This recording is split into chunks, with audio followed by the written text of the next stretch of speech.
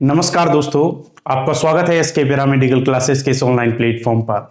जैसा कि आप सभी को पता है, आप थंबनेल टाइटल को देख करके समझ चुके होंगे। आज हम बात करने वाले हैं एक ऐसे टॉपिक के बारे में जो टॉपिक आपको इंपॉर्टेंट भी है और यूजेबल भी है। इंपॉर्टेंट अपन देखते हैं कि आपके एग्जाम के तौर पर इंपॉर्टेंट है। यूज की बात करें तो आप अगर बेसिक लेबोरेटरीज के अंदर काम करते हैं तो वहां आपको इसका इंपॉर्टेंस समझ में आएगा। और आप लोग थंबनेल टाइटल से समझ चुके होंगे कि आज अपन बात करने वाले हैं साल्मोनेला के बारे में।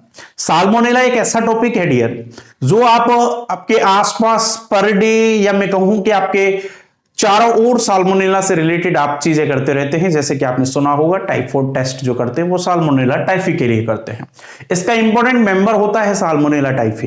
तो आज अपन इसी चीज के बारे में बात करेंगे कि साल्मोनेला है क्या, इसका इंट्रोडक्शन क्या रहेगा, इसकी मॉर्फोलॉजी क्या है, इसका डायग्नोसिस कैसे करते हैं, लेबोरेटरी इंपॉर्टेंस क्या है, इसके आपके जो भी है इसके बारे में कंप्लीट तौर पर आज अपन इस वीडियो के माध्यम से बात करने वाले हैं।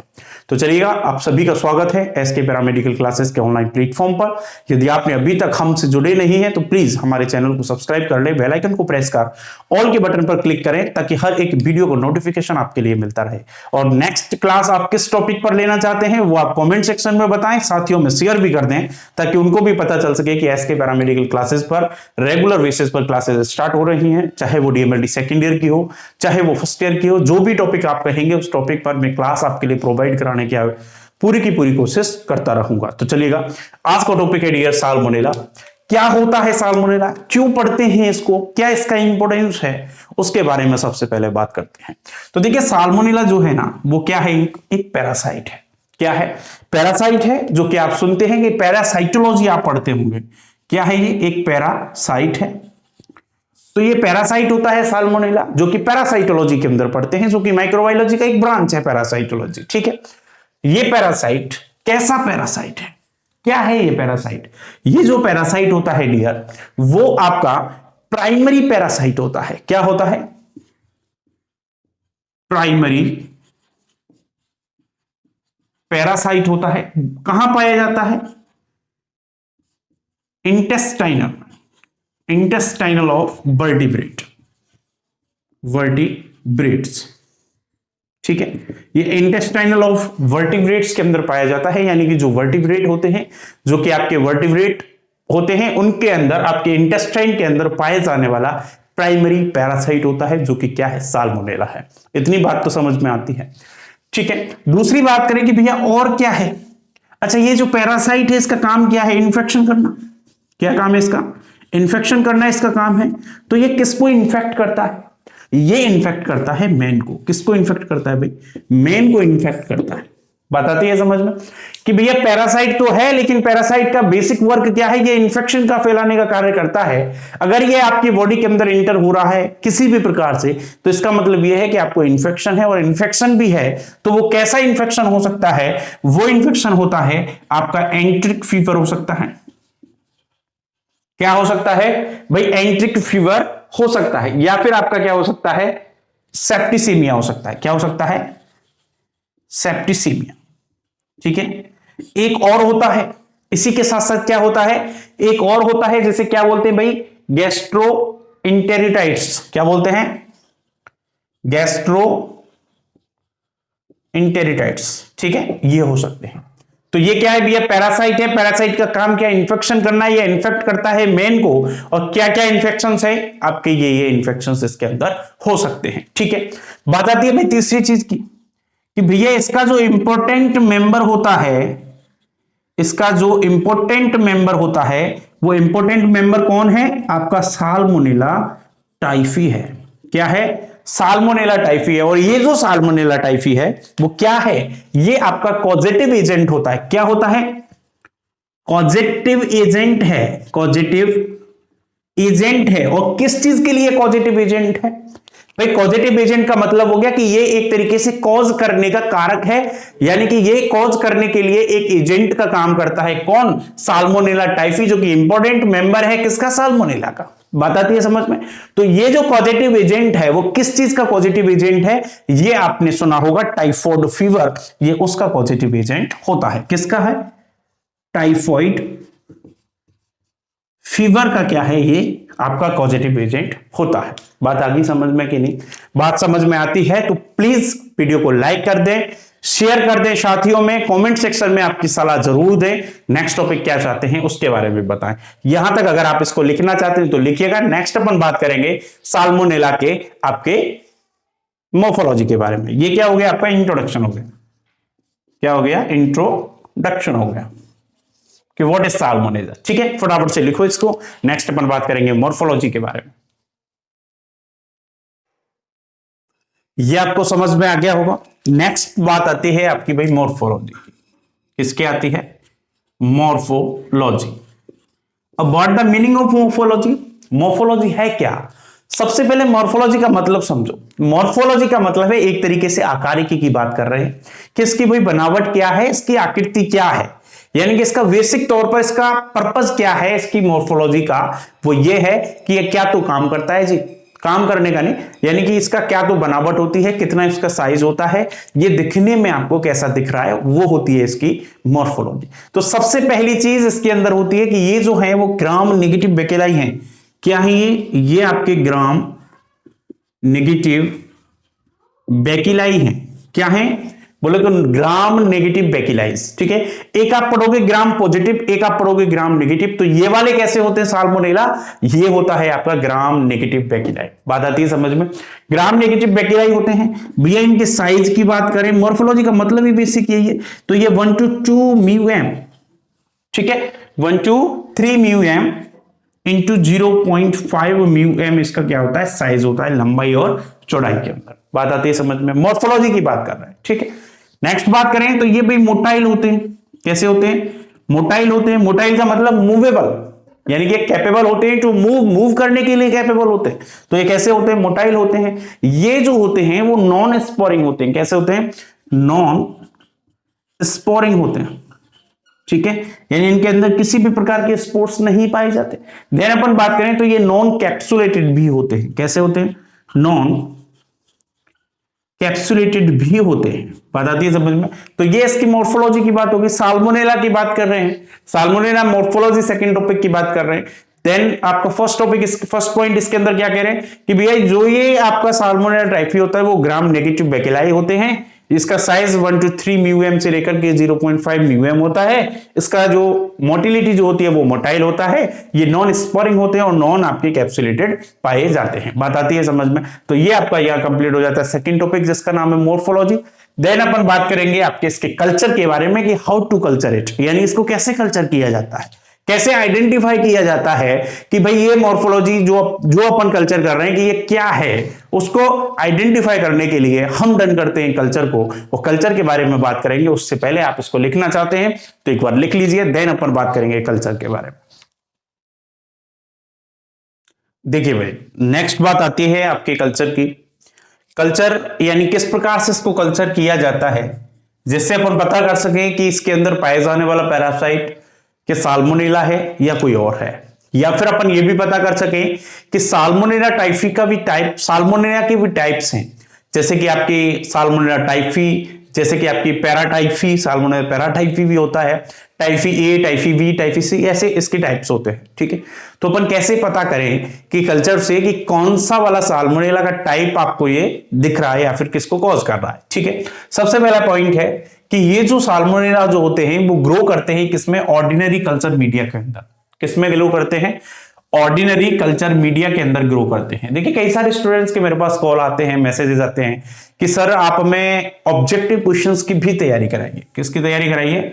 ऑब्जेक्टिव की तैयारी कराइए। तो मैं आपको बता दूं कि ऑब्जेक्टिव की तैयारी की बात आती है तो जब आप थ्योरी क्लियर हो जाता है ना, थ्योरी के अंदर आपको कॉन्सेप्ट क्लियर होता है, थ्योरी के अंदर आपको डिटेल में पता रहता है, तो आपको छोटी छोटी क्वेश्चन जो है वो यहीं से बनते हैं। जैसे कि साल्मोनेला जो है वो ग्रो करता है कौन से मीडिया में ग्रो करता है? Salmonella is grow in which media, जो आपको 4 मीडिया दे देगा कोई भी, तो ये ऑर्डिनरी कल्चर मीडिया के अंदर क्या करता है? ग्रो करता है। बात आती है समझ में?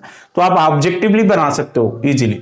ये भाई एरोबिक होते हैं, लेकिन ये आपके फैकुलेटेटिवली कैसे होते हैं? एनारोबिक होते हैं। ठीक है, देन अपन बात करें कि कॉलोनीज जो हैं वो 2 से 3 mm की दिखाई देती हैं। देखिए आप इसके अंदर डिस्क यूज करते हैं। क्या यूज करते हैं? डिस्क होती हैं जो कि आप देखेंगे कभी मैं आपको दिखा भी दूंगा कुछ इस प्रकार से। तो इसके अंदर क्या होता है, अपन इसको कल्चर करते हैं तो यहां जो कॉलोनीज देखते हैं उसका जो एरिया आता है वो 2 से 3 mm का आता है। बात आती है समझ में। प्लेट्स होती हैं उनके अंदर देखते हैं कि भाई कैसा एरिया निकला इसका। तो अगर इससे ज्यादा का एरिया आपको दिखाई दे रहा है तो इसका मतलब ये है कि ऑब्वियसली वो साल्मोनेला नहीं है, तो आपको टाइम खर्च करने की आवश्यकता नहीं। तो इसके अंदर जो कॉलोनीज का साइज होता है डायमीटर के अंदर वो कितना होता है, 2 से 3 mm होता है। ठीक है, कैसे शेप में होता है, ये सर्कुलर होते हैं या फिर ये लॉन्ग कॉन्वेक्स होते हैं या फिर कैसे पाए जाते हैं भाई, स्मूथ पाए जाते हैं। बताती है समझ में। ये सारी चीजें आपको पता होना चाहिए, इसी से आधा सा काम यही समाप्त हो जाता है। अगर आपको ये लॉ कॉन्वेक्स दिखाई दे रहा है, स्मूथ दिखाई दे रहा है, सर्कुलर शेप में दिखाई दे रहा है, उसका साइज आपको 2 से 3 mm दिखाई दे रहा है, तो अपन कह सकते हैं कि जो अपन ने कल्चर किया है, जो अपन देख रहे हैं, जो ग्रो पैरासाइट है वो कौन सा होगा, साल्मोनेला होगा। बात आ गई समझ में। देन पॉइंट की बात करें, नेक्स्ट है आपका कॉलोनीज कलरलेस। कलरलेस कॉलोनीज होंगी। कलरलेस कॉलोनीज होती है कहां पे, ऑन द मैक्रोकॉन के अगार या फिर आपका डीऑक्सीक्लोरेट साइट्रेट अगार पर। यानी कि ये अगर आप अगार यूज कर रहे हो तो इस पर आपकी जो कॉलोनीज होंगी वो कैसी होंगी, कलरलेस होंगी। इसका भी एक रीजन होता है और वो रीजन क्या है, नॉन लैक्टोज फर्मेंटेशन। किसकी वजह से होता है, नॉन लैक्टोज फर्मेंटेशन की वजह से होता है, due to non lactose fermentation. यानी कि जब आप ये अगार मैककॉन के अगार यूज कर रहे हो या फिर आप डीऑक्सी क्लोरेट साइट्रेट अगार यूज कर रहे हो तो इस समय इसमें क्या होता है आपका कैसा रहता है कि ड्यू नॉन लैक्टोज फर्मेंटेशन के कारण इसका जो कलर है वो कैसा दिखाई देगा, आपको कलरलेस दिखाई देगा। बात आई समझ में कि नहीं आई, बोलो समझ में आई होगी। समझ में आई है तो शेयर लाइक ये करना ना भूले। देन अपन बात करेंगे कि जेड ब्लैक कॉलोनीज कब दिखाई देंगी। ये आपके Wilson and Blair bismuth sulphate medium में दिखाई देते हैं। ठीक है, इसका भी एक रीजन होता है, वो रीजन क्या है, due to the hydrogen sulphate. Formation of sulphate, hydrogen sulphate होता है यानी H2S हाइड्रोजन सल्फेट की वजह से यहां क्या होता है, ये कलर कैसा दिखाई देता है आपको, जेड ब्लैक दिखाई देता है। बात आती है समझ में। तो ये आपका कल्चर के बारे में हो गया। अब अपन बात करेंगे एंटीजेनिक सर्फेसेस के बारे में कि भैया कैसी कैसी सर्फेस इसके अंदर पाई जाती हैं, कैसे अपन आइडेंटिफाई करेंगे। ठीक है, तो फटाफट से आप इसको लिख ले, स्क्रीनशॉट ले ले या फिर जैसे भी करना है वैसे कीजिए। नेक्स्ट टॉपिक है आपका एंटीजेनिक सर्फेस। देखिए भाई, नेक्स्ट टॉपिक है आपका एंटीजेनिक स्ट्रक्चर्स। एंटीजेनिक स्ट्रक्चर का मतलब कि भाई जो साल्मोनेला के ऊपर जो एंटीजेंस पाए जाते हैं जिनसे ये रिएक्ट करता है, जिनसे आपको पता चलता है कि ये कौन सा साल्मोनेला है, तो ये आपका सर्कुलर लोकेशन में मैंने आपको क्या बताया है, एंटीजेनिक स्ट्रक्चर बताया है इसका। तो इसमें देखिए 3 एंटीजेंस पाए जाते हैं। सबसे पहला होता है आपका H एंटीजन, इसको क्या नाम दिया है, फ्लैजिलर। क्या बोलते हैं इसको, फ्लैजिलर बोलते हैं H एंटीजन को। नेक्स्ट आपका क्या है, BI एंटीजन है जो कि इसको क्या बोलते हैं, सरफेस एंटीजन बोलते हैं। एक है आपका एंटीजन O जिसको क्या बोल रहे हैं, सोमेटिक एंटीजन बोल रहे हैं। यानी कि flagellar, somatic and surface antigens आपके ये 3 एंटीजन्स होते हैं, H, O एंड VI। ये तीनों ही एंटीजन्स जो हैं वो आपके क्या हैं, एक तरीके से इनका अलग से एक नाम दे दिया एंटीजन्स का जो कि आपके सामने है। ये एक छोटा सा स्ट्रक्चर है, ये क्या है, एक छोटा सा स्ट्रक्चर है जो कि आपको इंपॉर्टेंट है, आपको ये आना चाहिए। ऐसा कुछ स्ट्रक्चर्स में आपके क्या पाए जाते हैं, साल्मोनेला पाए जाते हैं, जो कि इसका जो लोकेशन जो मैं बता रहा हूं लोकेटेड जो है ये कैसा है, सर्कुलर शेप में लोकेशन मैंने आपको इसको समझाया है। बात आती है समझ में, आई थिंक अच्छे से समझ में आई होगी। फिर भी कोई दिक्कत है तो एक बार मुझे कमेंट सेक्शन में आप बता दीजिएगा। शेयर, सब्सक्राइब और लाइक करना बिल्कुल ना भूलें। इसको आप बनाइए। नेक्स्ट अपन बात करेंगे डिजीजेस की और उसके बाद में अपन बात करेंगे किसकी, लेबोरेटरी डायग्नोसिस के बारे में। तो सबसे पहले इसको बना लीजिए, फिर अपन बात करेंगे इसकी कुछ डिजीजेस के बारे में कि क्या क्या डिजीज कॉज करता है साल्मोनेला। चलिए देखिए भाई, नेक्स्ट है आपका डिजीज के बारे में।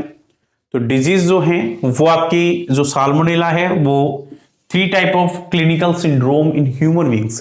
ह्यूमन बींग्स में 3 टाइप्स की कुछ आपके डिजीजेस को कॉज करता है जो कि मैं लास्ट में भी बता चुका हूं।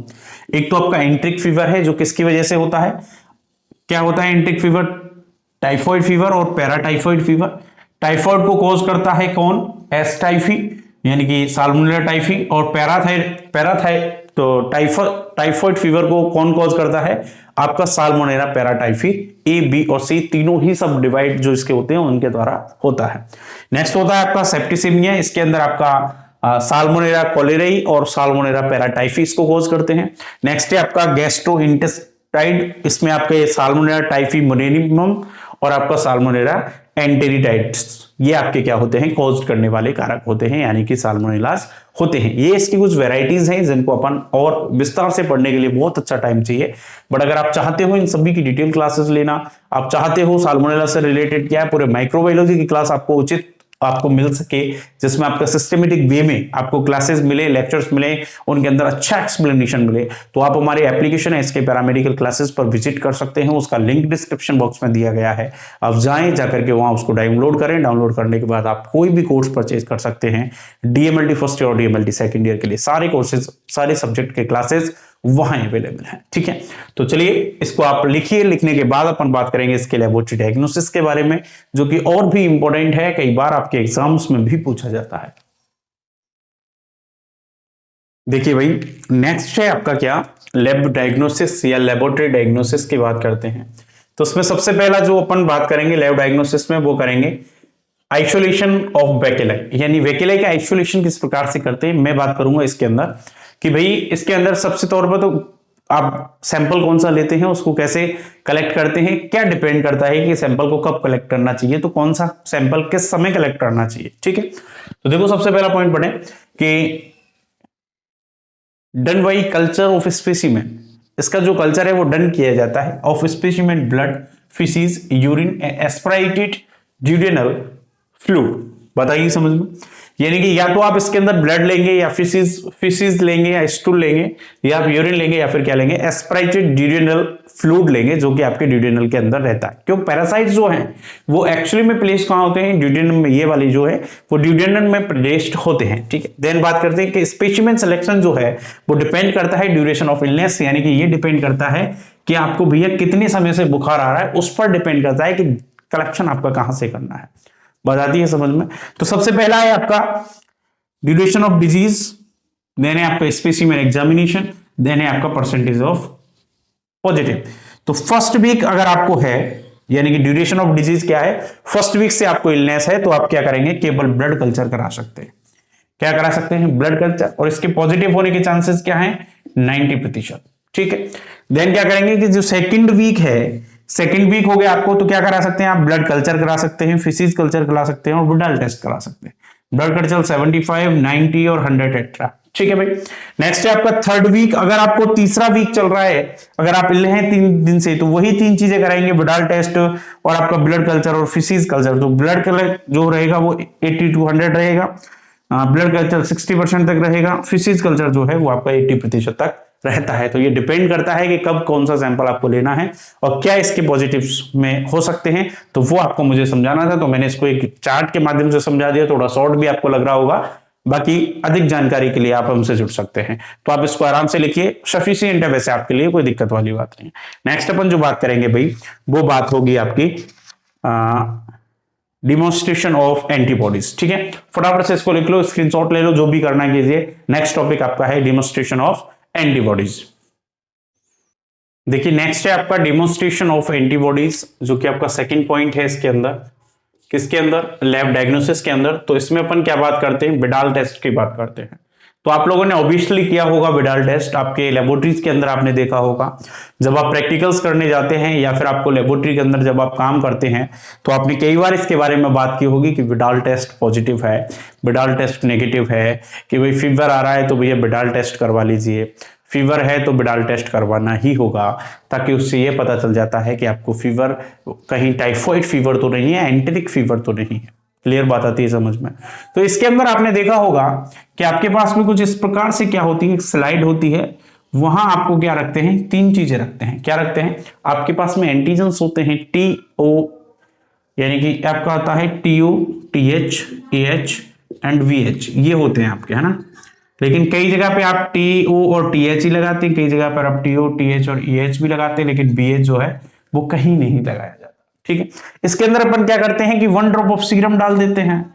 सीरम डालने के बाद में एंटीजेंस को डाल देते हैं, इसको क्या करते हैं, रॉक करते हैं। रॉक करने के बाद यहां अपन आइडेंटिफाई करते हैं किसको, एग्लूटिनेशन को, यानी कि क्लंपिंग देखते हैं, यानी कि अगर इसके अंदर क्लंप होना स्टार्ट हो जाता है या फिर एग्लूटिनेशन इसमें दिखाई देता है तो उससे अपन बताते हैं कि भाई इसका पॉजिटिव है, लेकिन कितना पॉजिटिव है कितना नेगेटिव है वो अपन उसकी ड्यूरेशन किस पे बात करते हैं, एग्लूटिनेशन पे बात करते हैं। तो यही चीज अपन यहां पढ़ रहे हैं कि it is an agglutination test for the detection of the agglutinin in patient with the enteric fever. अगर किसी को एंट्रिक फीवर है तो बिडाल टेस्ट जो है वो क्या है, एक एग्लूटिनेशन टेस्ट होता है। ठीक है, इसमें क्या बोला कि साल्मोनेला एंटीबॉडीज जो है वो start appearing in the serum at the end of first week. क्या बोला मैंने कि अगर ये जो एंटीबॉडीज जो है इसकी वो स्टार्ट होना दिखना स्टार्ट हो जाती कब, and the end of first week, and rise sharply during, और ये क्या होती है, राइज होती है यानी कि बढ़ना स्टार्ट हो जाती है कब, शार्पली यानी तेजी से, during the third week of enteric fever. यानी अगर आपके एंट्रिक फीवर का टाइम जो है वो आपका फर्स्ट वीक है तो एंड तक आपको एंटीबॉडीज दिखना स्टार्ट हो जाएगी। थर्ड वीक है तो आपको क्या होगा, ये शार्पली राइज होंगी एंटीबॉडीज का इसका अपीयरिंग होना। बात आती है समझ में।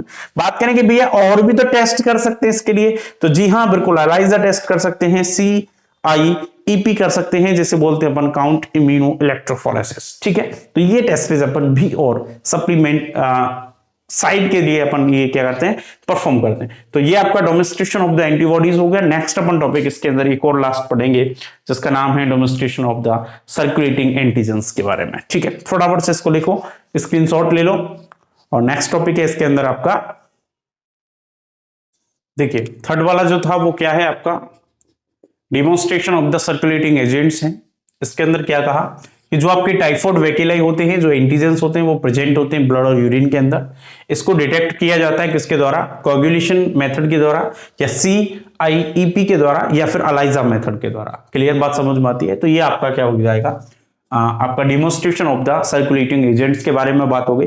नेक्स्ट अपन की बात आती है कि भैया इसका ट्रीटमेंट क्या है, टाइफॉइड फीवर हो या एंटेरिक फीवर हो, इसके अंदर अपन क्या करते हैं, क्या ट्रीटमेंट लें कि जिससे अपन इसमें सही हो सके, तो वो है आपका क्लोरोफिनोकॉल आप इसके अंदर ले सकते हैं, जो कि बेसिक तौर पर अपन किस में यूज करते हैं, एंटेरिक फीवर में यूज करते हैं। नेक्स्ट है आपका फ्लोरोक्विनोज के अंदर आपके सिप्रोफ्लॉक्सिन ले सकते हैं, पीफ्लॉक्सासिन ले सकते हैं, या फिर आप इसके अंदर ओफ्लॉक्सासिन ले सकते हैं, या फिर आप एजिथ्रोमाइसिन भी एक अनदर ऐसा आपका क्या है, एंटीबायोटिक है जो काम करता है टाइफॉइड फीवर के अंदर, एंट्रिक फीवर के अंदर, जो कि बेसिक तौर पर हर जगह पर दिया जाता है। बात आती है समझ में। तो ये आपके कुछ एंटीबायोटिक्स हो गए जिसमें आपका सिप्रोफ्लॉक्सासिन ले सकते हो, आप क्या ले सकते हो, पीफ्लॉक्सासिन ले सकते हो, या फिर आप क्या ले सकते हो, ओफ्लॉक्सासिन ले सकते हो, और एजिथ्रोमाइसिन भी अपन इसके अंदर यूज करते हैं किसके लिए, आपके एंट्रिक फीवर के लिए, डील करने के लिए, ट्रीट करने के लिए, ट्रीटमेंट उसका संपन्न करने के लिए। बात आती है समझ में। तो ये आज का टॉपिक था जिसके अंदर अपन ने बात की साल्मोनेला के बारे में, जो कि एक इंपॉर्टेंट टॉपिक है, आपके लिए जरूरी है, चाहे आप इसको एग्जाम की दृष्टि से समझें, चाहे आप इसको एक बेसिक टॉपिक है जो कि आपके माइक्रोबायोलॉजी के अंदर आपको आना चाहिए, या फिर अपन ये कहें कि आप आसपास जो है हर बार हर रोज लेबोरेटरीज के अंदर बिडाल टेस्ट परफॉर्म करते हैं, एंट्रिक फीवर के बारे में आपको पता होना चाहिए। और कई बार आपके एंट्रिक फीवर के बारे में भी पूछा है, तो अब आपको पता होगा एंट्रिक फीवर क्या है। नहीं पता है तो फिर भी मैं आपको एक और अनदर वीडियो के साथ मिलकर के इसके बारे में समझा दूंगा कि व्हाट इज एंट्रिक फीवर। ठीक है, तो चलिएगा दोस्तों, आज के लिए इतना ही और फिर मिलेंगे अपने नेक्स्ट वीडियो में। तब तक के लिए थैंक यू सो मच। यदि आपने अभी तक हमारे इस YouTube चैनल को सब्सक्राइब नहीं किया है तो प्लीज इसे सब्सक्राइब कर लें, बेल आइकन को प्रेस कर ऑल के बटन पर क्लिक करें ताकि हर एक वीडियो को नोटिफिकेशन सबसे पहले आपको मिल सके। जी हां, आज से ही हम स्टार्ट कर रहे हैं आपके लिए रेगुलर बेस पर क्लासेस देना, जो कि DMLT सेकंड ईयर की हो चाहे फर्स्ट ईयर की हो, चाहे कोई अदर टर्मिनोलॉजी का कोई टॉपिक हो, हर चीज के बारे में बात करेंगे जो आपको नहीं आता, क्योंकि SK पैरामेडिकल क्लासेस लगातार 4-5 साल से आपके बीच में है, आपके लिए बेहतरीन से बेहतरीन रिजल्ट्स देता आ रहा है। और अब SK पैरामेडिकल क्लासेस अपने आप को एक्सपेंड कर चुका है बिकॉज ऑफ यू, क्योंकि आप लोगों का ही रिक्वायरमेंट्स थे कि सर हमें YouTube पर तो आपकी वीडियोस जो हैं वो शॉर्ट मिलती हैं, थोड़ा सा अपन सिस्टमेटिक वे में बात नहीं कर पाते, सिस्टमेटिक वे में तैयारी नहीं कर पाते, तो उसके लिए कुछ कीजिए। तो आपके अपने YouTube चैनल का ही SK पैरामेडिकल क्लासेस के नाम से गूगल प्ले स्टोर पर अपना एप्लीकेशन भी है, जहां आपको DMLT फर्स्ट ईयर से रिलेटेड, DMLT सेकंड ईयर से रिलेटेड कंप्लीट कोर्सेज भी मिल जाएंगे, पर्टिकुलर सब्जेक्ट भी मिल जाएंगे, वो भी एक रीजनेबल प्राइसेस पर। तो जाइए, जाकर के कमेंट्स डिस्क्रिप्शन बॉक्स में लिंक है, एप्लीकेशन को भी डाउनलोड कर लें और जो भी कोर्स आप परचेज करना चाहते हैं कर सकते हैं। तो चलिएगा, मिलते हैं नेक्स्ट वीडियो में। Thank you so much.